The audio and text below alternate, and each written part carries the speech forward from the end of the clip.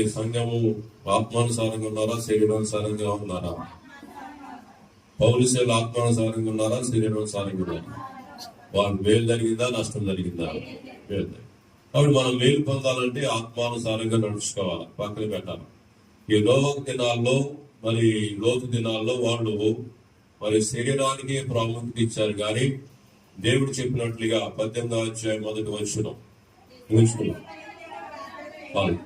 దేవుడు విసుగు నిత్యం ప్రార్థన చేయమంటే అసలు ప్రార్థన చేయకుండా, కనీసం బుధవారం శనివారం కూడా ప్రార్థన లేకుండా, కనీసం ఆదివారం కూడా ప్రార్థన లేకుండా శరీరానుసారంగా దేవుని యొక్క ఆజ్ఞలను ధిక్కరించి, దేవుడు మాటను ధిక్కరించి, దేవుడు పుట్టిస్తే, దేవుడు ఆరోగ్యం మనం చెప్పిన ఆశిస్తే, దేవుడి మాటను ధిక్కరించి ఏం చేశారు? నోవహు దినాల్లో వాళ్ళు జల ప్రళయంలో నశించి పోయారు. లోతు దినాల్లో అగ్ని గంధకాలకి గురైపోయారు. ఎందుకంటే ఈ సూచనగా దేవుడు మనకి ఇచ్చాడు, ఉదాహరణలు ఇచ్చారనమాట.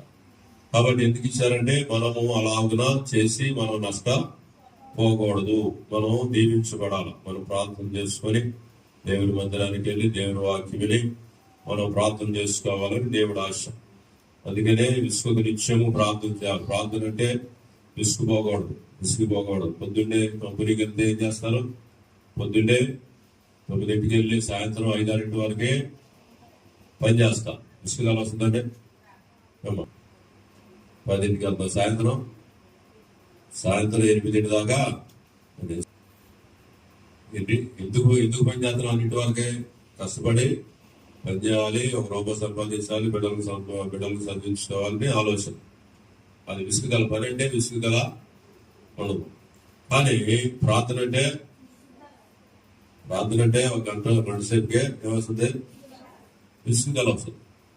నేను ఏమనుకుంటానంటే దేవుడు మనకి ఆరోగ్యం, మనకు శక్తి ఇవ్వకపోతే, ఆయుష్ ఇవ్వకపోతే ఒక పని చేస్తామా?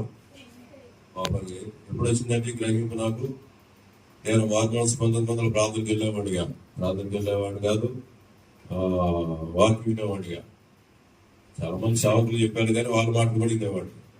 చివరికి అనారోగ్యం వచ్చి చనిపోయే పరిస్థితి వచ్చినప్పుడు అర్థమైంది, దేవుడు నాకు ఆరోగ్యం, బలం, శక్తిని ఆశిస్తే ప్రార్థనకి వెళ్ళకుండా దేవుడి దగ్గర చూసుకొని సగం ప్రార్థనకి వెళ్తాగా అనేక మంది ప్రార్థనకి వెళ్ళమని చెప్పడానికి, రక్షణ పొందమని చెప్పడానికి ప్రభు సహాయము చేశారు. చెప్పులు కొడదాం, ప్రభుత్వం